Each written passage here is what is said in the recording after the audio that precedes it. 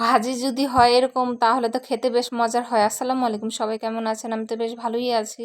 প্রথমে আমি মিষ্টি কুমড়াগুলোকে কেটে নিয়েছিলাম, ধুয়ে নিয়েছি। তারপরে প্যানে বসিয়ে তারপর কিছুটা কাঁচামরিচ ফালি, পেঁয়াজ কুচি, রসুন পেস্ট, স্বাদ অনুযায়ী লবণ দিয়েছি, হলুদ গুঁড়া দিয়েছি, একটু মরিচ গুঁড়া দিয়েছি, সামান্য একটু যেন একটু কালার হয়। তারপর পরিমাণ মতন তেল দিয়েছিলাম, দিয়ে এখন আমি ঢাকনাটা দিয়ে ঢেকে দিব। পানি দেওয়ার প্রয়োজন নেই, ভাপ থেকে যেই পানিটা বের হবে সেটা দিয়েই মিষ্টি কুমড়োটা সিদ্ধ হয়ে যাবে। তারপরে এই তো আমি একটু নাড়াচাড়া করে নিয়েছিলাম।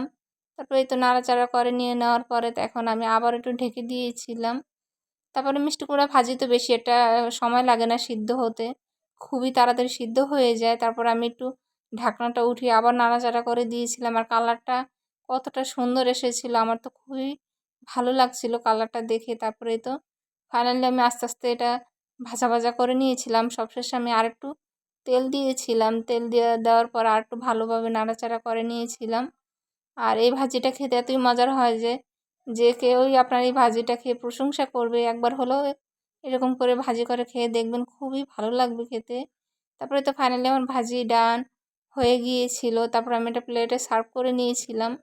তারপরে এই ভাজিটা খেতে আমার এতই ভালো লাগে যে আমার স্বামীরও খুবই পছন্দের ভাজি এটা। এই তো ফাইনালি ডান, সবাই ভালো থাকবেন।